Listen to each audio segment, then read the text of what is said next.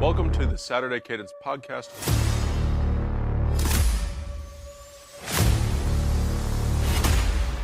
I'm Blake Biscardi, and remember, the Saturday Cadence podcast is the heartbeat of college football. We've got another huge Saturday on slate for you. Week 7 is already around the corner. We've got Red River, Indiana, Oregon, and a handful of games where the higher-ranked team could be on upset alert. A lot to get to on today's show. Welcome into Saturday Cadence. I'm your host, Blake Biscardi, David Wertheim, and Grant Kincaid alongside. We're going to start the show evaluating the state of 2 Big Ten programs. Then we'll get into a little bit of Red River. David, Penn State took probably the most shocking loss in recent memory in college football, probably the worst loss I can remember in Penn State football. James Franklin, he's lost back-to-back games now. He was unenthusiastic in his press conferences both times. It sounded like more of the same white noise. Is this the beginning of the end, do you think, for James Franklin and Penn State? Just how we're looking at this, I don't know. I'm not overly convinced that Penn State is ever going to get over any hump, and I think now that loss to UCLA is in that unforgivable territory, and it's like, you know what, maybe we can water it under the bridge, but I don't think James Franklin himself can recover from that. I mean, it's definitely tough. The one thing you always had is that, James Franklin would win the games he was supposed to win. He might not do any more than that, but at least he would do that. And that appears to no longer be the case. Really a shocking upset there for UCLA. New coach, new coordinator, a roster that it was 0-4 with just tough loss after tough loss. They weren't super competitive. And they beat Penn State, and it really is shocking. And, it really was just shocking to see it develop. I watched the whole game, and just to see, obviously the early score and then the onside kick, and that kind of rattles you. And then from there, it just seemed like Penn State was kind of lost. They were searching for their soul. A little bit of a comeback in the second half, but not enough. And yeah, really shocking. And it's going to be hard to recover from that. They play Ohio State in a couple of weeks. That might be the saving grace, but good luck. If your future depends on beating Ohio State. So yeah, really disappointing for sure. Yeah, I think Franklin is in huge trouble. I think he's in, a little bit of that, those same waters as Ryan Day was after he lost to Michigan last year, where fans were just kind of like, well, like, at what point do we just say, hey, like, enough is enough. We're not going to take these 2 losses, this one loss where we need a win every single year. Except, man, it's almost worse because that is a UCLA team that was 0-4 and that at home lost to New Mexico by 25 points. Like, this was not just a bad conference opponent. This was a dreadful, dreadful football team that Penn State just let run just do anything they wanted to. So, it's not just like they had, a little bit of an issue. They were a 24 plus point favorite and they looked awful and lost the game. And just the mere fact that it was a game was a coaching failure from James Franklin, knowing that, that Oregon loss just happened. And, like we said, there was a lot of that white noise after the games and the press conferences, and a lot of James Franklin throwing everyone under the bus but him, but then kind of, glazing it over with it's my fault at the end of the day. It just seems like he's not really in the mood to take any accountability for what happened, and I think it's really is on. Grant, you're mentioning the coaching failure. I think we could classify all these other losses as coaching failures that he's had because they just haven't been able to get it done. I'm going to make that point even stronger. I think this was a leadership failure on James Franklin's part. I know coaching is in the game, but I mean, you're blaming the mental psyche of the team now. We didn't really come out of that loss against Oregon. We didn't recover from that. We had long travel. We lost some guys. You're a 24-point favorite with national championship expectations that you have tagged onto your team for this year. You have a $3 million defensive coordinator. You have a gimmicky play caller on as your offensive coordinator. You have a third-year starting quarterback in Drew Aller, the arguable best running back room in the country, a good defense. and you just get gashed, you look flat, you don't show up. I have a really hard time believing that. And then I see the final drive of the first half. I don't know if you guys remember this. They had a minute and a half and 3 timeouts, and they ran the ball again and again and again, get the clock down under 30 seconds. Then they take a timeout because they couldn't get organized. What are you doing? You're on the road. I just don't understand. It feels like it is the beginning of the end now. David, I don't even know if beating Ohio State saves James Franklin. I don't know. How do you come back from that? Because it wasn't just about that Penn State lost. It was how they lost. It was why they lost. The who you're going to hire argument was always the case for me with Penn State and James Franklin of, okay, well, who are they going to get that's going to take Penn State above where they are now as a perennial 9-win team every single year that loses its biggest games? That's good enough at most programs. But Penn State thinks that they want to go to another level. I don't know. I don't think the marriage between Kotelnicki and Aller is right. I don't think that they're similar in styles. We know with Jim Knowles that his defense takes a little bit for teams to really learn and understand because of how complex it is.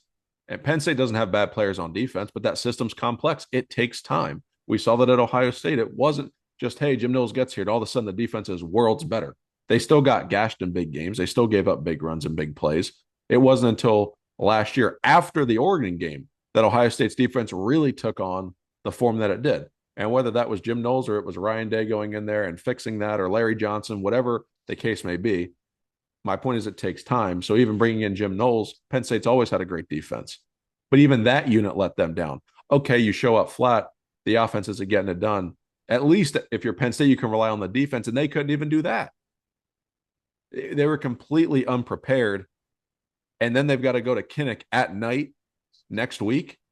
David, I don't know for Penn State and James Franklin. I just don't. Every dynamic of the offseason was pointing to they've got to win that Oregon game. It's at home. It's the whiteout. We talked about this last week, so I won't repeat all of it.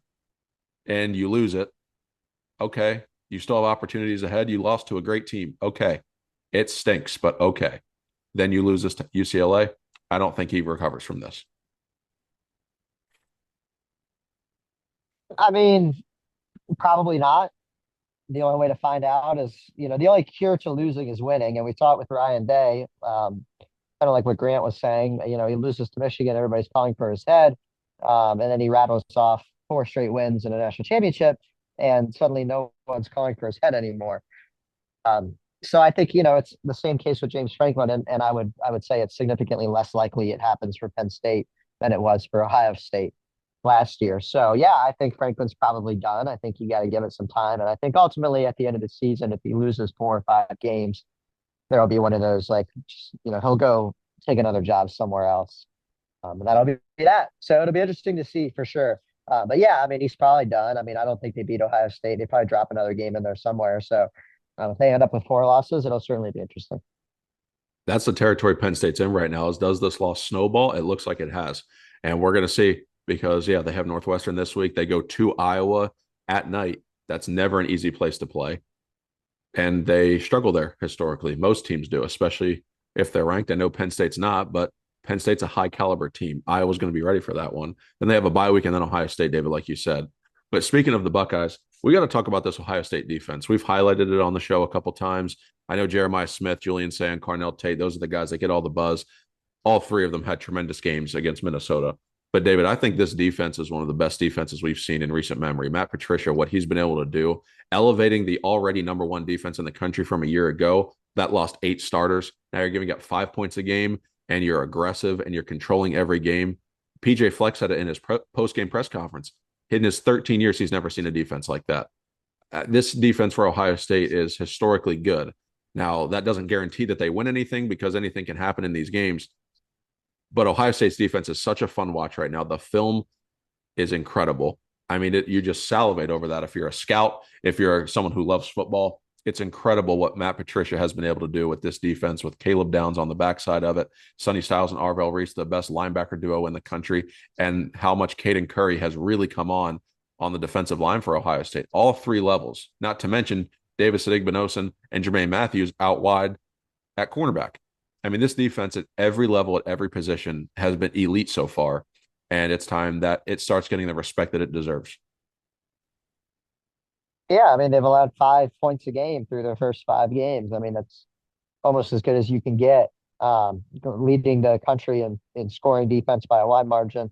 Um, and they're just the cream of the crop right now. And, obviously 5 weeks is only 5 weeks. You can look at it both ways. But what they've done so far has been historic. And like you said, they have contributions at all three levels, elite players at all three levels. And now you have bring in Matt Patricia, and he seems to have unlocked them. And it's been really difficult. It's been difficult for everybody. And I don't see any reason why that won't continue this week against Illinois or in the future. I think, barring injury, I think this is a really strong unit, 11 in, and even deeper than that. And I think they're really, really strong. And I expect that to continue this weekend. Yeah, I mean, this is a unit that after last year, like with Knowles that we talked about, it was a unit that ranked first in a lot of defensive categories. And then leading into this year, obviously we have Caleb Downs and Igmanosin and these other names, Styles coming back. You expect a lot of the same, but with Patricia, this defense has taken on, it's taken a bigger step that we'll see throughout the season. But it looks like this defense is much better than last year's, in ways that obviously I think Caleb Downs has a big part and a big role in why it's so different this year. This is a guy that is the Jeremiah Smith of the defensive side of the ball. He's the superstar, and I think him taking the other steps, surrounded by a lot of these veterans, you're starting to see this defense turn into one of those Georgia defenses, those Kirby Smart specials that ended up winning them championships. And going mostly to the Eagles, it seemed like, but this is a defense that, obviously Ohio State, we love defense, but it's historic, and I love, I love the prospect of watching them, against a lot of the better teams in the country. I mean, the security that you could play with if you're Julian Sain in that Ohio State offense, if you're Brian Hartline as a play caller, if you're Ryan Day as a head coach, the security of knowing that your defense is that good, it changes so many dynamics for you. How they've been able to slowly develop and bring along Sain this year and not have to throw a ton on his plate to be able to win football games can't be understated for Sain's development. And we know the talent he has. We know the raw arm ability and the downfield throwing, and plus the weapons that he has, not to mention. So that offense has not even really untapped its full potential yet. I think we're going to see more of it against Illinois on the road. That's going to be a tough environment in Champaign for Ohio State. So I'm expecting to see more from those guys this week. But that defense has been consistent every single Saturday. And as the season continues to progress, I think it's only going to get better because it is really difficult for offensive coordinators and coaches to figure out what Ohio State's doing and how to dissect that defense and pick it apart.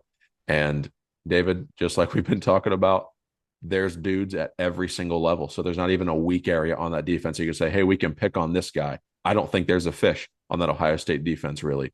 Maybe Lorenzo Styles is your weakest player, but he's still made some great plays for Ohio State so far. So big things from Matt Patricia and Ohio State. We'll get a little bit more talk on the Buckeyes later in the show. But another game we got to talk about this weekend is Red River and John Mateer. He is apparently trying to play right now. There have been some sources that have said that the spread in Vegas is reflecting him playing right now, being at 1.5. David, if John Mateer is able to play on Saturday against Texas, how much does he affect the game? We know he's been one of the most dynamic players in the country, leading the Heisman discussion, and what that offense is with Mateer in it. Michael Hawkins is not bad. He's a good option for them, but I think Mateer just brings such a level to that offense that no other quarterback can, and I think he needs to play on Saturday for Oklahoma. Yeah, I agree. I mean, I think John Mateer, before his injury was an early Heisman favorite, and if you lose an early Heisman favorite, it's definitely harder to win games. And if he plays, and I think he will play, it certainly adds a whole nother dimension to this offense. And yeah, I mean, Michael Hopkins is a serviceable backup, but there's a reason why Mateer is the starter and why they brought him in from Washington State and why he was such a heralded transfer. And I think he will make a huge difference. And I think my pick is kind of based on whether he plays. Like I said, I think he will play, but yeah, it's certainly huge for Oklahoma if he does. It's also going to be how healthy is John Mateer too if he plays. What throws is he able to make? Is he at full strength in that hand? It's not like a leg injury or a shoulder injury. It's a hand injury. So how much does that affect him in the game? It may not affect him at all, even if he's in some pain. But yes, I do think that it affects the game in a big way for Oklahoma, whether or not he's on the sideline. But before we really preview into these games, let's just run through the slate real quick, and then we'll center on a couple of these matchups. Ohio State at Illinois, we've talked about that a little bit. Alabama at Missouri, that's a really fun one in Columbia. Early local kick in both of those two matchups. Indiana at Oregon, big game in the Pacific Northwest for the Ducks and Hoosiers. Indiana's chance to really announce themselves as a national contender. Oregon can solidify it again. Obviously, we've got Red River. Georgia at Auburn, rivalry game, night game in Jordan-Hare. Funky things happen there. We know, we've seen the replays from this rivalry, and that's going to be a really, really fun one in the nightcap. And then Michigan at USC, also out on the West Coast, is going to be another intriguing matchup for Lincoln Riley and Sharon Moore, where both of those programs really need that win to take a step forward in this season. So, David, let's start with Alabama at Missouri. Ty Simpson has been, I think, the hottest quarterback in the country, aside from Julian Sayin. But Beau Pribula on the other side, the transfer from Penn State. I know that talk of what if he stayed in State College and he won the starting job this year. I do think it would affect Penn State's offense, but we can't live in hypotheticals. He's in Missouri, and they're 5-0, and they're playing really well. He's a dynamic threat. How do you look at this quarterback battle between both of these programs? Well, these are two great players, and two programs that have really taken interesting paths to get here. Um, and I think for Missouri, Eli Drinkwitz has kind of built them from the ground up. I wouldn't say Missouri was a program that was known as a perennial powerhouse in the past, but yeah, back-to-back 10-win seasons. And then this year starting out 5-0 with Beau Pribula is really impressive. I really like what he's brought to them, a dual threat guy. Obviously, we saw some of it at Penn State. And on the other side, Ty Simpson's been phenomenal. He might be the Heisman front runner right now after their back-to-back ranked wins, and a chance to add a third one this week. So yeah, I'm really excited for this matchup. DeBoer and Drinkwitz, Simpson and Pribula, and then all the other skill players that these guys have. This will be a great game. It is, and it's going to be one that is really impactful on the SEC race. I know Alabama has one loss, but we have to remember that was the Florida State in week one. That's a non-conference loss. Both of these teams are undefeated in conference play. Missouri is overall. So that's another factor of it's going to be an inside track for a shot in Atlanta. So that's something also to keep into consideration here. But Grant, is Alabama in trouble in this game? That's really what I want to center on. The spread's pretty close, but I think Missouri poses some matchup nightmares for Alabama, similar to when I talked about Alabama being able to expose Georgia on the back end of that defense in the throw game. I think Missouri presents a couple matchup nightmares for Alabama in this matchup, and having it at home, and it's a third straight ranked game or a third straight formidable opponent for Alabama. How do you figure those dynamics for the Tide?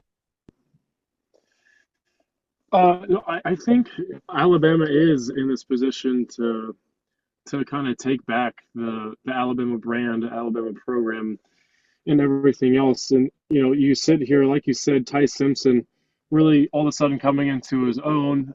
Not that people thought it was impossible, but you kind of wondered if he was going to take that next step and be the quarterback that Alabama needed. And he definitely has been. Coming into this game, you have, like we said, 5-0 Missouri, Pribula, all of a sudden putting on a show, just adding more salt in the wound of Penn State and everything that's happening over there. And like you said, it's got to be looming in the mind of Penn State fans. But Alabama, I think this is the game where I think we said a few times this year.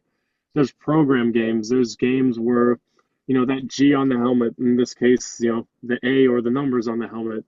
I think Alabama is going to have to find a way to get past Missouri, because the second loss, especially now an in-conference loss as well, it's going into the territory of Alabama falling into the same trap that they did last year, missing out on the playoff. And that could, that obviously the snowball effect of that could be very consequential for Alabama. So it's going to be it's a huge game for Alabama, and all of a sudden they're playing their biggest game of the season at noon at Missouri, and it's going to be interesting to watch that. Grant, talk to me a little bit about the running game here for Missouri. We've got Ahmad Hardy. He's the country's leading rusher. He has 730 yards on the season. He's found the end zone 9 times on the ground. pretty impressive so far through 5 games. Kevin Coleman, a receiver out wide, but going back to Hardy and Beau Pribula, they're both threats with their legs. And we saw Florida State pose some problems to Alabama with their running game because Tommy Castellanos, he is a dynamic runner with his feet.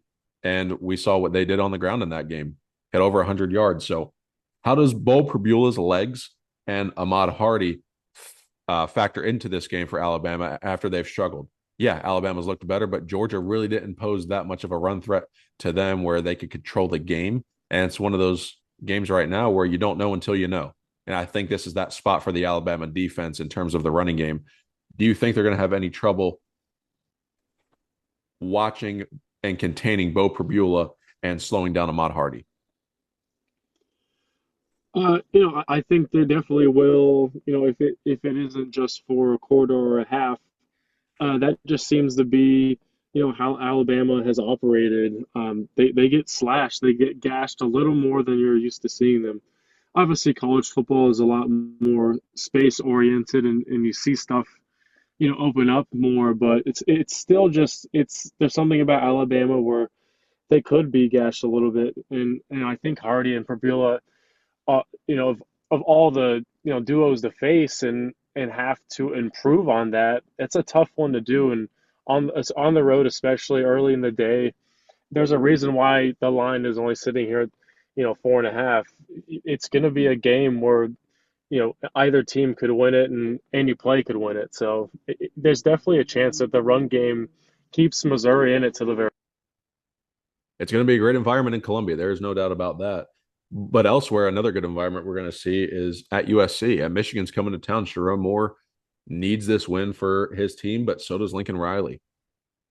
David, how do you factor in Bryce Underwood now? This is his third big spot on the road. He's got some experience going to Norman and going to Lincoln. Now he's head to LA to play USC. This will probably be the least of the three in terms of stadium pulse for him. But we've seen his dynamic ability with his legs and how he's able to get involved in the run game too. How do you evaluate this game just at face value, what it means for Sharon Moore, what it means for Lincoln Riley, and then how the quarterbacks, Mayava and Underwood, play into this matchup?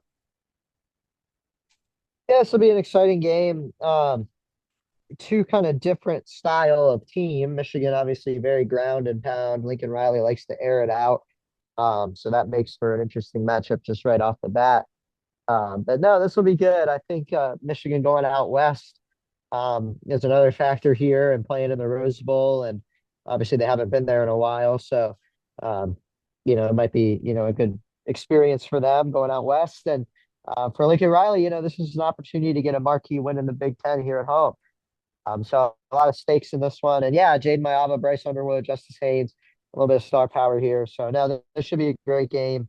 I'm excited for it a lot. I think ultimately, I'll get to my pick in a little bit, but I think Michigan, with just the run that they've been on and how strong they've been, I think I would have them as the favorite in this game for sure. And to see if Bryce can keep up the momentum, and they need their wide receivers to step up. If Michigan wants to really unlock their full potential, they need their wide receivers to step up, and they need their offensive line to take a leap. So those are the things I'll be looking for on Saturday.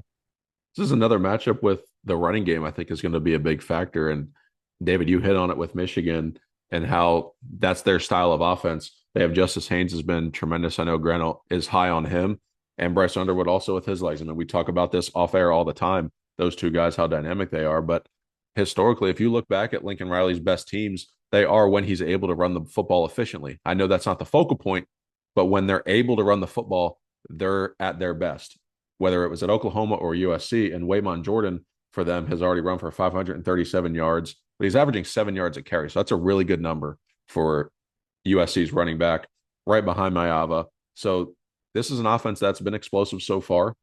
Grant, when you see this quarterback running back matchup for both teams, you can make arguments for both of who's more talented, who's less talented, where's the edge at. And then I think once you go out to receiver, just like David said, I think that's where it comes from Michigan is the big question. Can they stretch the field vertically? Because I think this is a big spot for Lincoln Riley. I think USC needs this game. Yeah, I agree. I've been leaning USC, which again, obviously Pac-12 after the dark, there's a little less viewing time USC kind of sneaks under the radar, especially this time of year, if they are playing well, and they're playing really well. And Maava is looking incredible. He's looking like a USC quarterback that can contend for the Heisman, which is a USC quarterback that we're used to seeing. But again, like you said, there's Underwood and Hayes who can use their legs. They have exceptional speed, burst, big playability.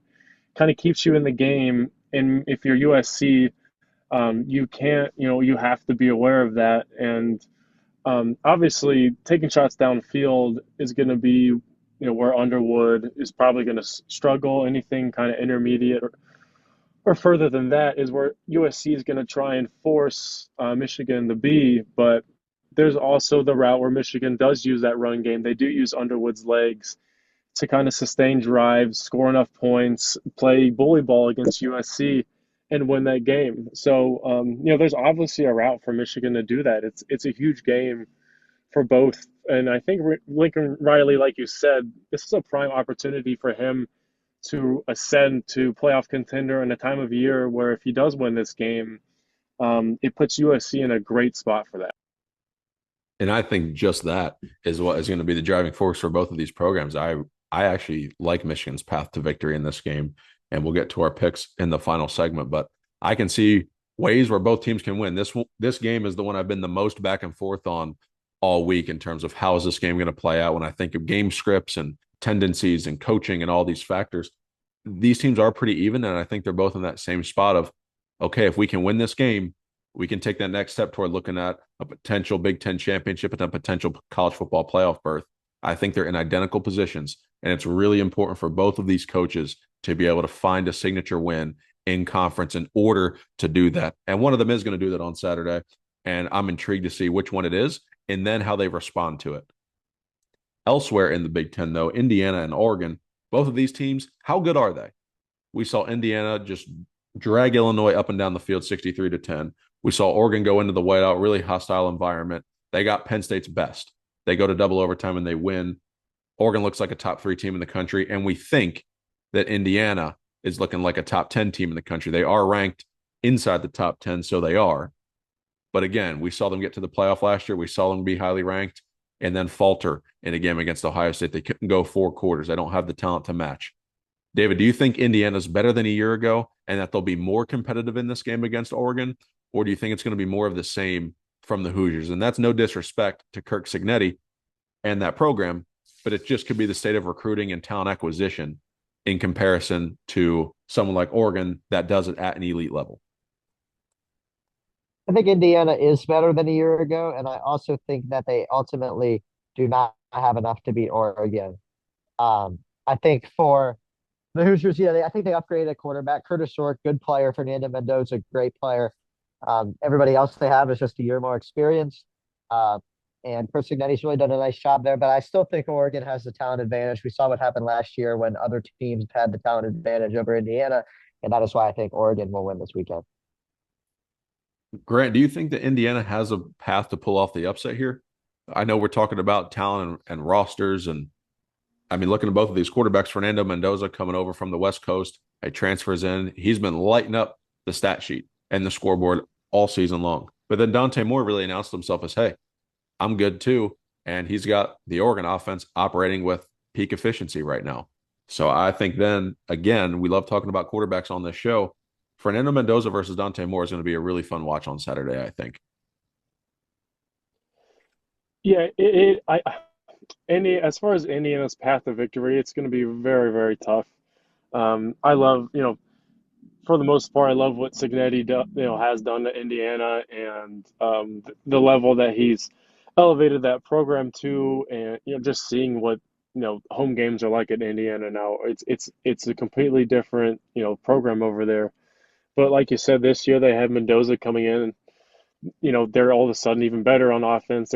They have a guy at quarterback who can make plays that they aren't used to making, and they find themselves in kind of the same position as last year, where they're winning games against competition good enough to be a playoff contender. And here we are talking about Indiana once again heading to Oregon with a chance to be just that. But I think in any other year, maybe where Oregon is a little down or maybe they don't have a quarterback, like you said, like Dante Moore, a guy that is really exceptional and better than what we've seen in Oregon in the recent past, even. So I think we have, it is a lot of that roster gap. It is a lot of that talent gap, especially Oregon being at home, having the confidence of going on the road and beating Penn State. And I know there's a whole tangent in that, but I think this is just Oregon's just not in the position to let a team like Indiana come in and win. I don't think. No, I think you're right. Dan Lanning is going to have his team ready for this one. And now that Penn State has lost a second game in a row to UCLA, there's some questions of, okay, is Oregon really that good? I think Oregon hears that, and I think they know that. And I think that's going to be a factor too. So they really cement that, hey, we are one of the better two elite teams in the country. So that's something that I'm going to look for. Upset alert, we have done this the last couple of weeks, and we've been on with these games. I've got Alabama and Missouri on the board here. I think this is a spot where Missouri could get Alabama. I think Alabama's the better team, but I think that Missouri poses them a lot of problems. And I also think that Georgia's in trouble at Jordan-Hare.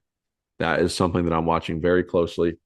And then another one where I think the cover is in play, Florida at Texas A&M. That spread's sitting at 8.5. I think Florida can keep it within that number. On that note of picks, let's move into the Saturday 7 segment, and we're going to start with Ohio State at Illinois. David, the spread here is 14.5 in favor of the Buckeyes. That's down from 16.5 earlier in the week, but Ohio State's still more than a 2-touchdown favorite. Do you like the Buckeyes in this game, and can they cover? I do like the Buckeyes. I think this will kind of go how Minnesota went. It might be a little closer, but that would still cover the 14.5. So I'm going to take the Buckeyes here. Yeah, I'm going to have to go with Ohio State again. I think that defense, like we've talked about, ad nauseum, is going to be just too much for Illinois. It's going to create opportunities for Ohio State to extend that lead. I'm with you guys. And how really I'm evaluating these games with Ohio State against the spread right now. I'm like, okay, can this offense score 10 points? Okay, that's one thing. And then I look at the spread. I add the spread to that number. Yeah, Ohio State can score that many. So I think Ohio State can score 25 points in this game to cover. So I'm going to take the Buckeyes and I'm going to take them to win. That defense is just too good. I need to see somebody break that defense or expose something in that defense or move the ball in that defense consistently for me to not like Ohio State in a game like this. So I'll take the Buckeyes. Arizona State at Utah. This is a big game in the Big 12 race. Utah got waxed by Texas Tech at home. This is a redemption spot at home. Now Sam Levitt and Arizona State coming to town. The Utes are a 5.5-point favorite. Not a line you may think if you're thinking of these two programs. David, do you like Utah in this game or Arizona State? Again, the spread is 5.5. Yeah, this is an interesting one. You would think Utah right off the bat, but I'm going to take Arizona State to at least cover. I think they can keep this game close. I think it's a messy game. And ultimately, I'm going to take Arizona State to cover, but I could certainly see Utah just going out there and rolling them over. Um, but ultimately, the probability is here for me. I think it's going to be a close game, and I'm going to take Arizona State to cover. Yeah, I'm reluctant a little bit because Utah against Texas Tech earlier this year burnt me a little bit, and you know, but aside from that, aside from about a half of that game, Utah has been a little better than expected, and obviously Dampier, Utah at home, Whittingham. I think you have to go Utah covering that spread for me. Yeah, Grant, you remember this. I did not love that week. I had to pick against Utah at home against Texas Tech, but I did it and it paid off. I'm not going to do that here, even though I'm tempted because, David, I hear you. I think that 5.5, this could be a messy, this could be a field goal type of game. I definitely see that. I'm going to bank on Utah winning this game by a touchdown. So I think they get it done at home and a little bit of home redemption there defending Recycle Stadium. Alabama at Missouri. Spread is 4.5 in favor of the Crimson Tide. Alabama coming off of the Georgia win and the Vanderbilt win. Early kick. David, who do you like? I'm going to take Alabama here. I think, just their back-to-back wins over ranked teams was really impressive to me. Georgia, obviously, and then Vanderbilt. And I think they get a third one this weekend. I like the role they've been playing with. No pun intended. Ty Simpson's been really good. And I think they have just a little bit more talent than Missouri, and I think that's what's going to propel them for this one. Yeah, I think Alabama is kind of settling into their own. They've had, like Dave said, a couple really nice wins back to back, and they've looked good in those wins. So I'm gonna have to go with Alabama. I think they're gonna cover that game, but obviously you can't doubt the drink, especially at home, too much. I've loved Alabama since the preseason. I've called their games pretty much accurately so far this year. I'm going to take Missouri to cover that 4.5 at home. I think the early kick coming off of Georgia and Vandy, this is a really tight competitive game. I can see Alabama winning it, but I'm going to take Missouri plus 4.5.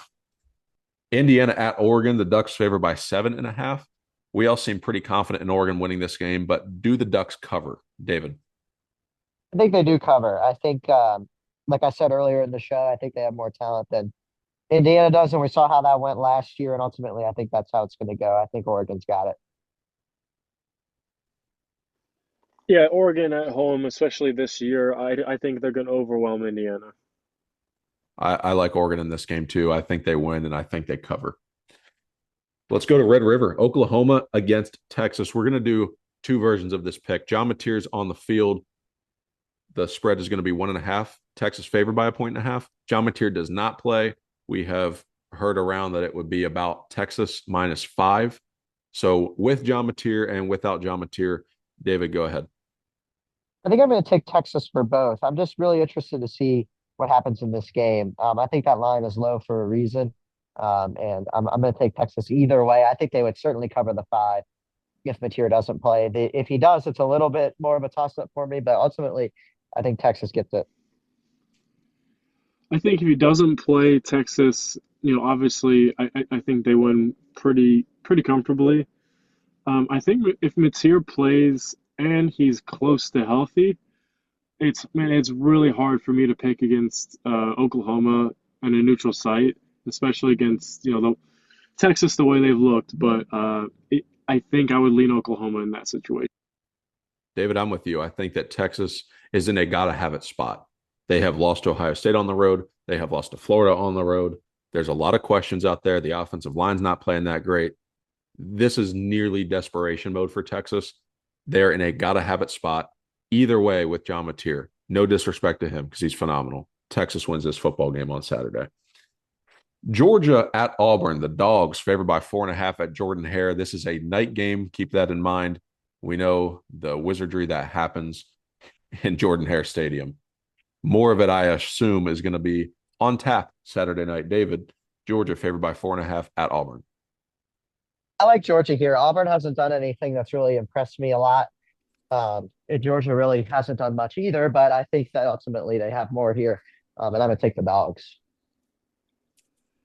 Yeah, I'm gonna have to go with Georgia for kind of the same reason. Auburn has not shown me anything for me to think that they could, kind of handle Georgia for 4 quarters and find a way to win that game. So I'm gonna, Georgia sitting at that line right now. I think I would take the Dogs to cover that. You guys remember last year's game? This was into the fourth quarter in a dogfight. I like Auburn to cover that 4.5 at home. I think this is another one of those games down to the wire. I don't think either team is near their ceiling, more so Georgia, but I think Auburn has got something up their sleeve in this spot. So give me the Tigers. Last game, Michigan at USC. The Trojans favored by 2.5, another tight spread in this game. Slight home favorites for the Trojans and Lincoln Riley. David, who do you like? I like Michigan here. I think they're also kind of a team that's been on a little bit of a run lately, and I expect that to continue. I think Bryce Underwood, Justice Haynes just says too much for that USC defense, and I think Michigan gets it. I'm gonna have to go with USC at home to probably cover that, and it's I do see the route for Michigan, obviously, and it could be a big time backfire.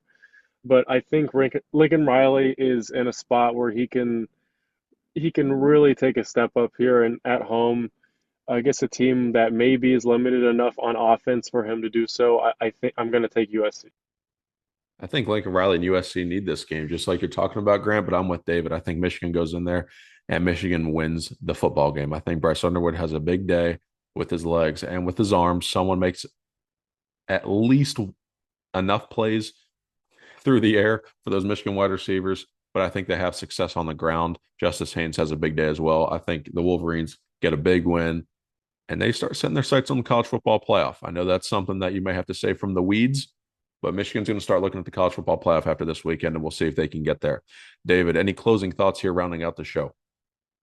Last week was wild, a couple of big time upsets, and we got some good matchups this week. I'm expecting some more firepower, and that should be another good week as we wind our way through October.